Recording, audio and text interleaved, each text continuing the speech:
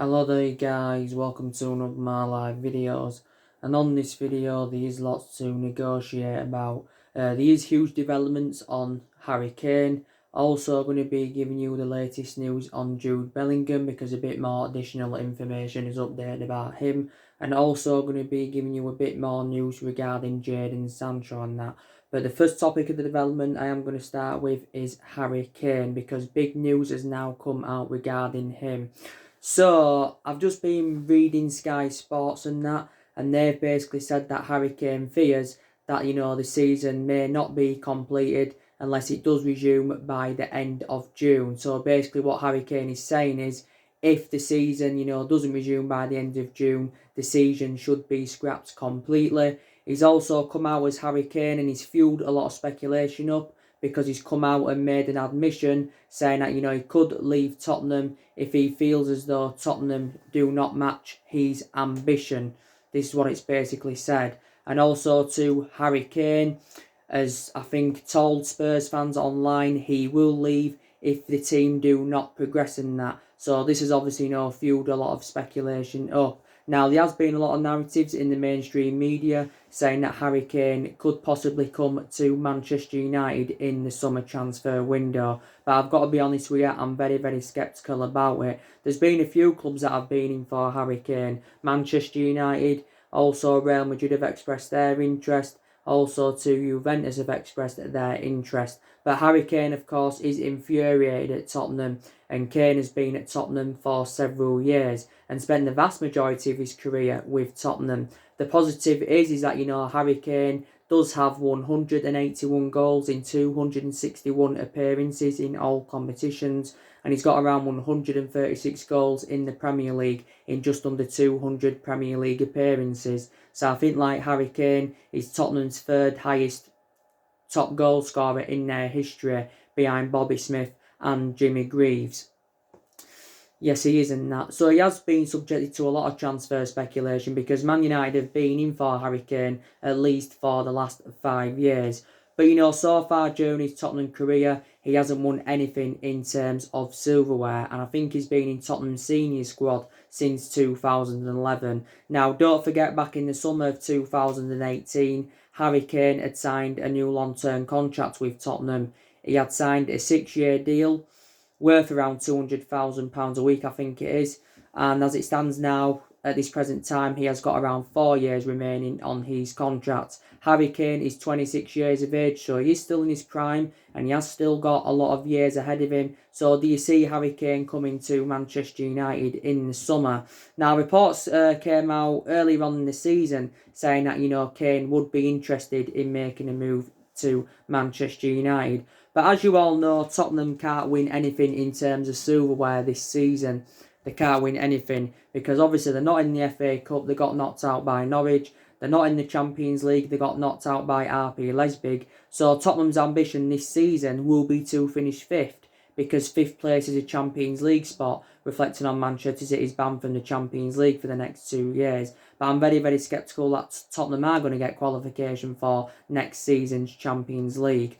But yeah, Kane is definitely, very, very unhappy. But like I mentioned, revert back to what I said, if he is to leave Tottenham, I think, he'll either go to Real Madrid or he'll possibly make a move to Juventus. I'm sceptical that he will continue plying his trade in the Premier League.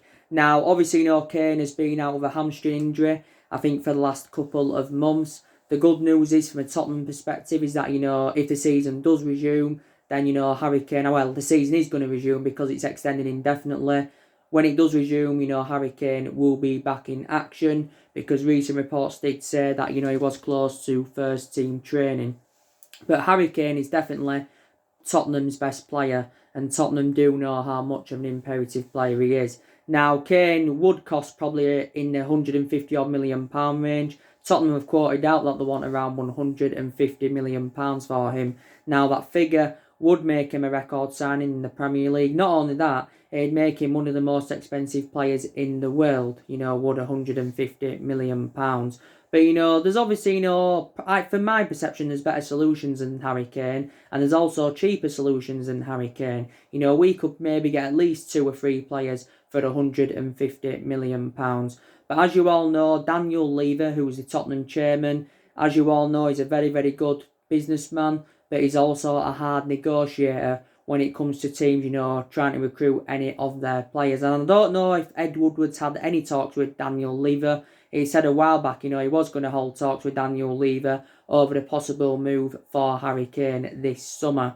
But, Tottenham have lost quite a few of their imperative players, especially in recent years. Revert back to January, they lost Christian Eriksen after he endured 7 years it was with Tottenham, so he was a long-serving player. They lost Danny Rose to Newcastle on loan. Before they lost Gareth Bale to Real Madrid, they also lost, Luka Modric. So Tottenham have lost some key players up and down the generations and that. But, I can't remember the last time Tottenham won a trophy.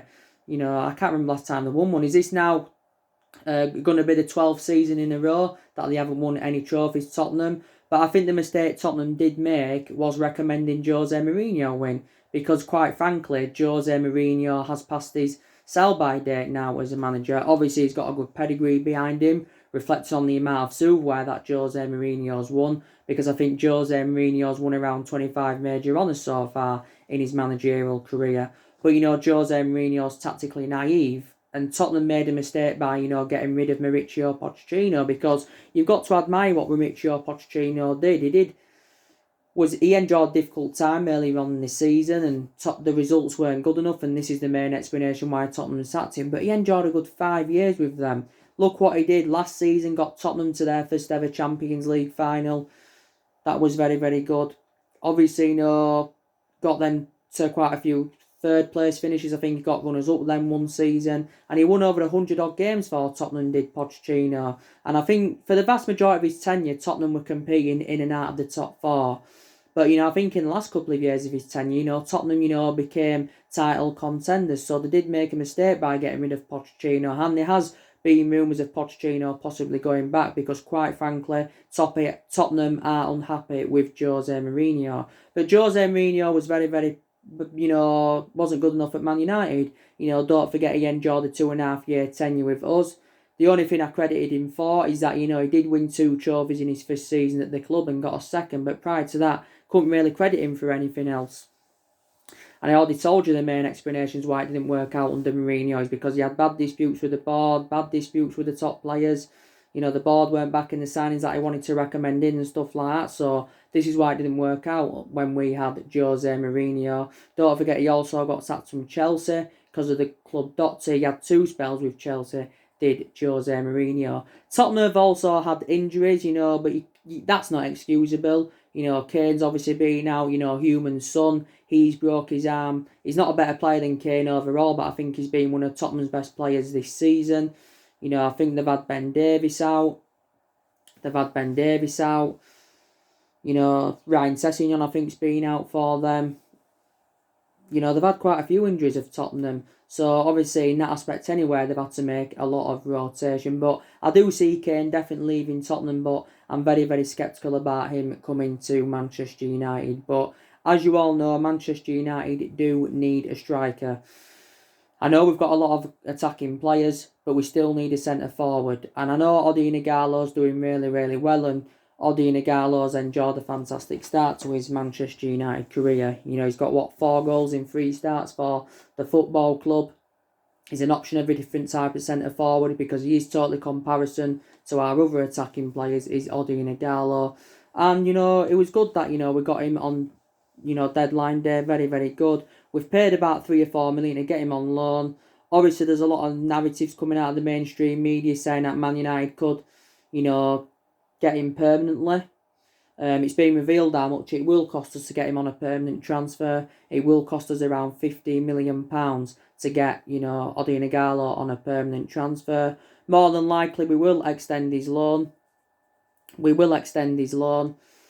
Ighalo's until 30th of June due to the coronavirus pandemic, because his current loan spell ends on the 31st of May, does Odi Ighalo's.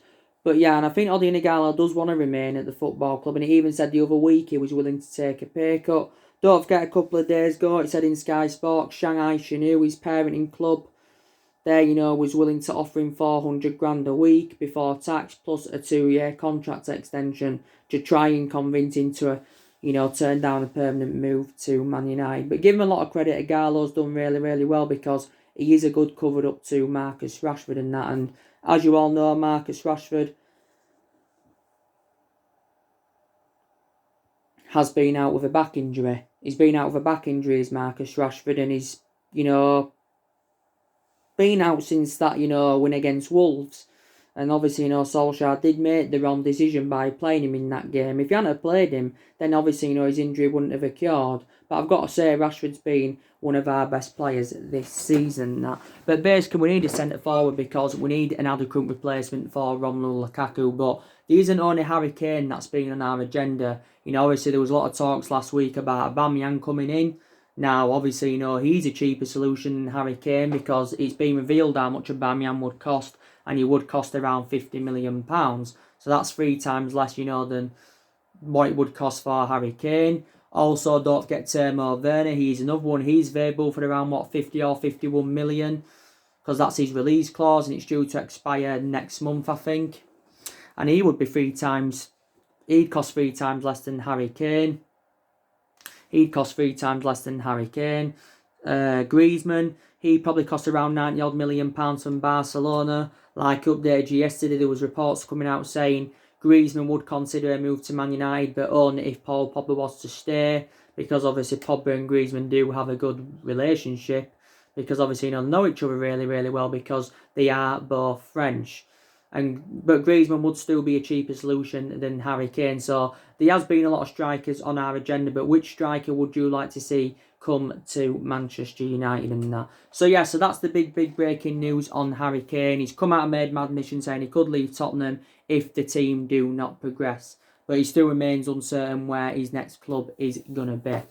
So that's the latest news on Harry Kane. Now we'll delve into news on Jude Bellingham. I have been keeping up to date of what's been going on with Jude Bellingham on a regular basis.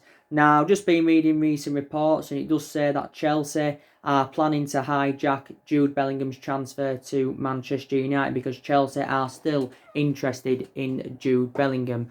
Now, obviously, as you all know, Chelsea have got a lot of good young players. They've got the likes of Billy Gilmore, who've just recently come through. They've also got Callum Hudson-Odoi. They've got Tammy Abraham. So Chelsea have got a lot of good young players and they're still looking to recruit more young players in.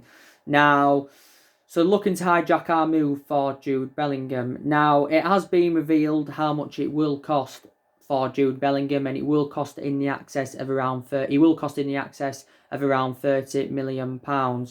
So that figure would make him the most expensive British teenager in history.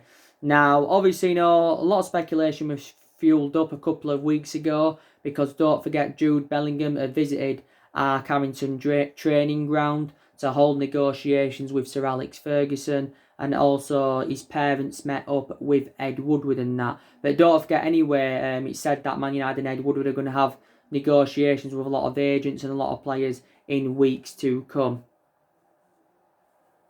This is what it, basically said. So that did, revert back to what I said, so that did, fuel a lot of transfer speculation up. But I think Jude Bellingham is expected to leave Birmingham City at the end of the season. Now also too, there's been Borussia Dortmund that have been in for him. He did actually, quote out saying that Borussia Dortmund have been emerged as the favourites to sign Jude Bellingham. This is what it basically said. But recently, it said that Borussia Dortmund had ended their interest due to uncertainty over their finances. As you all know, a lot of clubs across the world are under financial pressure due to this coronavirus and that. But they have been emerged as the favourites, and it allegedly said that Dortmund had agreed a fee with Birmingham, for Jude Bellingham and that, because basically Borussia Dortmund are seeing Bellingham as the replacement for Sancho. Also, too, Bayern Munich have also expressed their interest in the player. Now, as you all know, Jude Bellingham is only at the age of 16. He is inexperienced at the moment. Like I said, don't get me wrong, he's, been a revelation this season in the Championship for Birmingham. He's been a revelation. He's played around 30-odd games this season in the Championship as Jude Bellingham. So he's persistently been playing. Became the youngest player to represent Birmingham. Made his senior debut at the age of 16 years and 38 days, did the player. And I think he's got a contract with Birmingham till 2021. He's going to sign his first professional contract in the summer when he does turn 17 years of age. But my own perception on Jude Bellingham is I don't think his Premier League standard is yet. I don't think he's at that elite level. I think he does need at least another season in the Championship, to gain more experience and, of course, to get better. Because he probably would be worth more than £30 million if he was to be given another season and he was to replicate what he's done this season, but probably will leave at the end of the season. He is predominantly number 10, but Jude Bellingham is one of our priority targets in that. But yet, there's still a possibility chance that Chelsea could get there ahead of us for Jude Bellingham. But we made a contract offer for him the other week, and it said we'd offered him around 100 grand a week, but it still turned out that that actual contract offer was less than Borussia Dortmund's bid. So would you like to see Jude Bellingham at Manchester United? So that's basically the latest news on him. Now I'm going to delve into some news on Jadon Sancho, like I mentioned, because a bit more additional information is updated about Jadon Sancho. Now, the Borussia Dortmund CEO, he's come out, and I think it's also been reported in Sky Sports, and he actually said he will not stand in Jadon Sancho's way if he wants to leave Borussia Dortmund this summer. Now, he has quoted out as the Borussia Dortmund CEO that, Man United will have to pay the full asking price to convince Borussia Dortmund to let him go. And I think he's expected to cost us around £120 million, is Jadon Sancho, at least £100 million. Now, obviously, I think he does want to make a move to Manchester United because that's his preference over Chelsea. But still, Chelsea are in there for Jadon Sancho. The likes of Real Madrid and also to PSG have been in for Jadon Sancho and that. But I think, he does want to make the move to Manchester United, does the player. Don't forget, we was relentlessly linked with Jadon Sancho last year, but the main explanation why we didn't get him last year is because Manchester United failed to qualify for the Champions League and that. But I think he'd be a great addition to the squad, Jadon Sancho, if he was to come in. Obviously, £100 million or 120, either figure's going to make him the most expensive signing in the Premier League, and it's going to make him our most expensive signing. We're still working on his contract, I think, like recently Fabrizio Romano revealed. But I think Man United will probably offer him around £200,000 a week. But we have been in contact with Jadon Sancho's agent now for at least a couple of months. Also, Fabrizio Romano broke out that news. Duncan Castles came out last month, who again tends to be close to United, and he said Man United have emerged as the favourites to sign Jadon Sancho.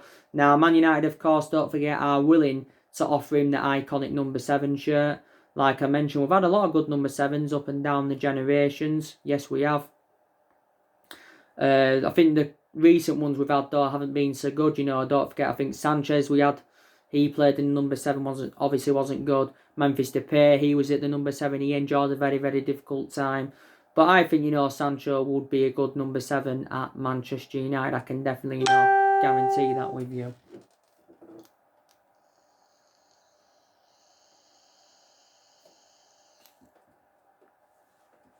But, the Borussia Dortmund chefs anyway confirmed that Man United have beaten Liverpool and Chelsea to the signing of Jadon Sancho. Another main explanation why I think Sancho wants to come in is because he's an admirer of 3 players at Man United. He's got a really, really good friendship with Rashford, know each other really, really well. Also, too, he likes Martial a lot, and he's also an admirer of Mason Greenwood. And I've got to be honest with you, I think Sancho will complement our attacking line really, really well.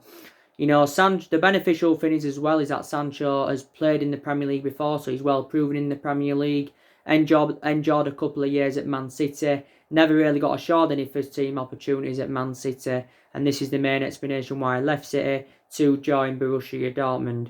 Borussia Dortmund only paid around £7 or £8 million for him from Man City. So Dortmund will look at it from a financial point of view, and they'll go, look, we're going to make a huge profit on the player. They're going to make around a 112 or 130 million pound profit if they do sell him for 120 million pounds. But it's his 3rd season now with Borussia Dortmund, and he has been a revelation in Germany, to be fair. Still got around, 2 years remaining on his current contract. He was dropped in quite a lot of games earlier on in the season, but I think in his past 2 seasons he has done really, really well as Jadon Sancho. And he's just recently turned 20 years of age, so he would fit Ole Gunnar Solskjaer's transfer strategy perfectly, because Solskjaer still wants to continue the policy of recruiting young players to Manchester United and that. But I think it's very, very imminent that Manchester United are going to sign Jadon Sancho in the summer transfer window and that. But he will dramatically improve us, definitely. Can assure us goals, can create chances. So we will see what happens. So if we just say we was to get Sancho, say we was to get Bellingham, that'd cost us around £150 million there for 2 players. Also, add Jack Grealish into the equation, because there's still a chance we could get Grealish in the summer.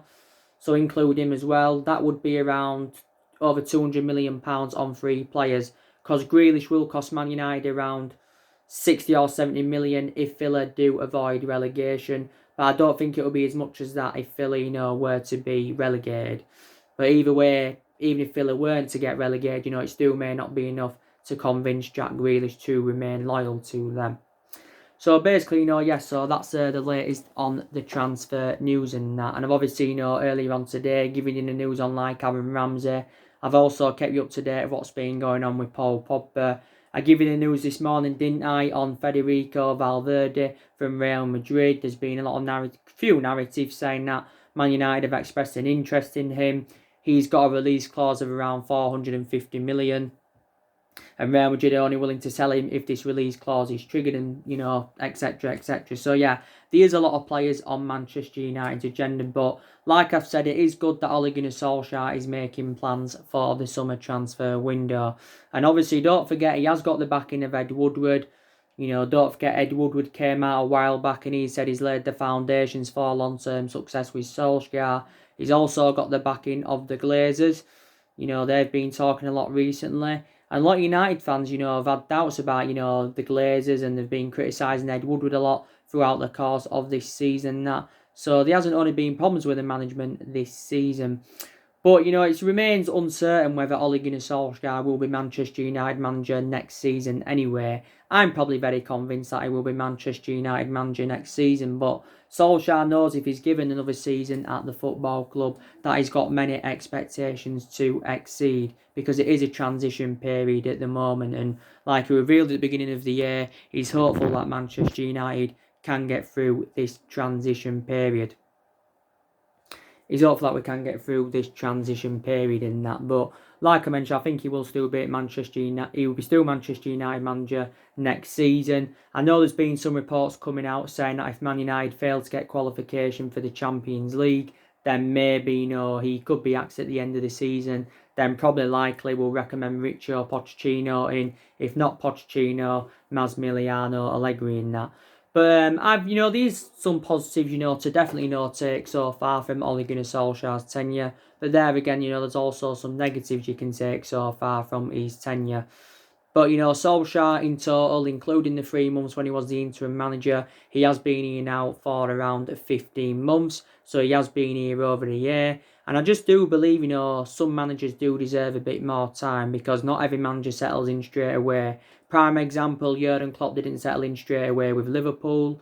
Obviously, when we recommended Ferguson in from Aberdeen back in 1984, he didn't win out in his first 4 years at Manchester United. And Nike are bored, and that were negotiating on getting rid of him. I think Ferguson was 1 game away from getting the sack, but he didn't. And then look what he went and accomplished after that. The vast majority of the silverware we've won obviously, came under Alex Ferguson.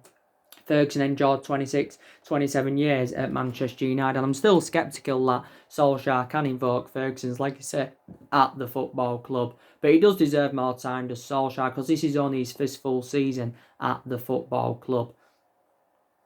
It's his first full season at the football club. He's been permanent Manchester United manager now for a year as Solskjaer. Like I mentioned, we're giving the job on a permanent basis, reflecting on what he did when he was the interim manager, because he did really, really well in that 3-month period when he was the interim manager, did Solskjaer. Like I said, Solskjaer won his first 8 games.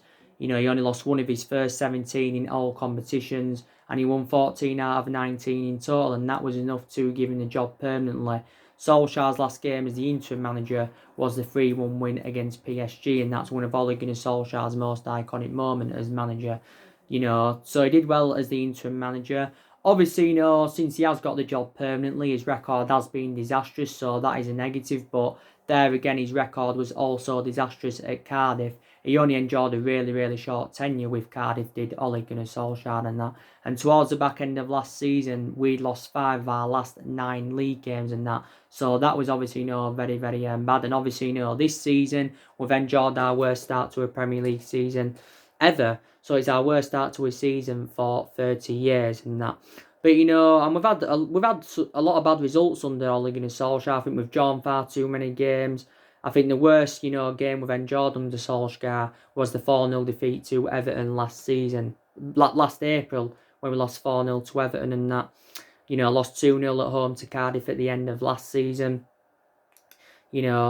But, there was still some positive to take from last season, even though it wasn't so good. Solskjaer did get us to the FA Cup quarter-finals last season. We had a good cup run last season, beating the likes of Chelsea and Arsenal and stuff like that. We did get knocked out of the quarter-finals by Wolves. Also, we got to the Champions League last night, didn't we? But, Barcelona had currently knocked us out. Yes, they did and that. But we've seen a massive turnaround.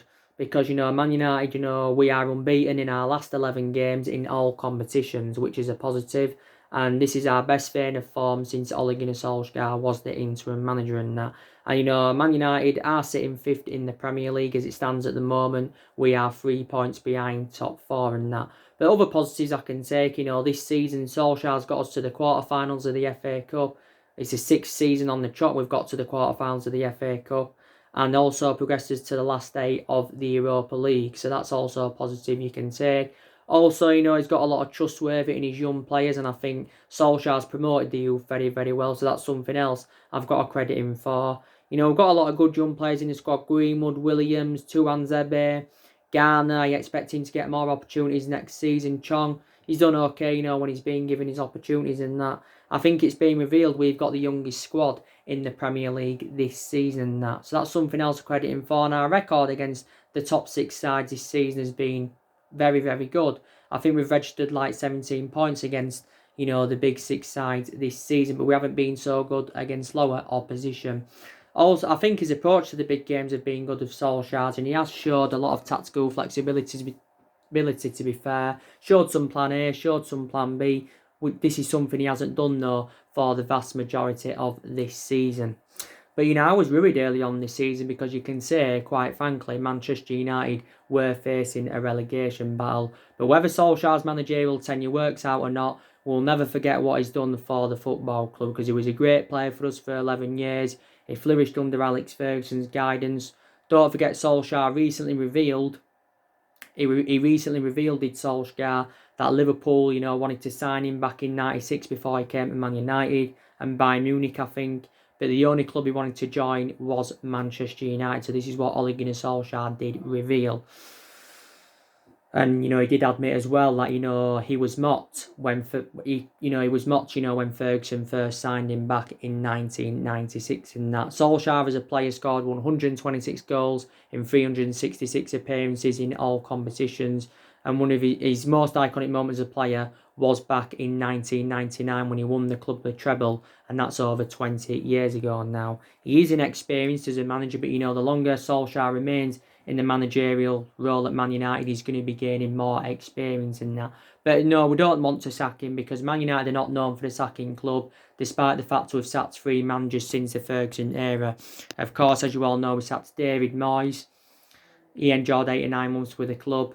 Ferguson was at ever fault for recommending him in. We sacked Louis van Gaal, despite the fact he won the FA Cup, and we sacked Jose Mourinho on that. But, I think he will be given at least another season, will Solskjaer. Other things I credit him for, he's recruited 5 good players in so far as Solskjaer. Spent around £220 million in 3 transfer windows. Brought James, Pisaka, Maguire, Fernandes and Odi Ighalo in. And also he has got rid of a lot of the deadwood because a lot of players have left since Solskjaer's arrival and that.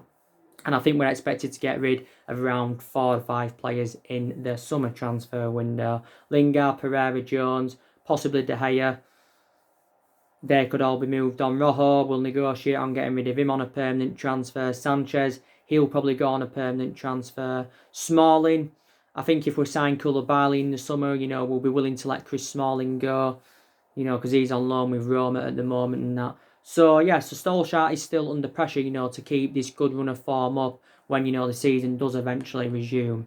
So that's basically everything to update you with, guys, on this video. So I just wanted to give you the breaking news regarding Kane and everything else. Drop your comments, likes below on the channel. If you do, consider subscribe as always, and take care. God bless you all again very, very soon. Thanks for watching.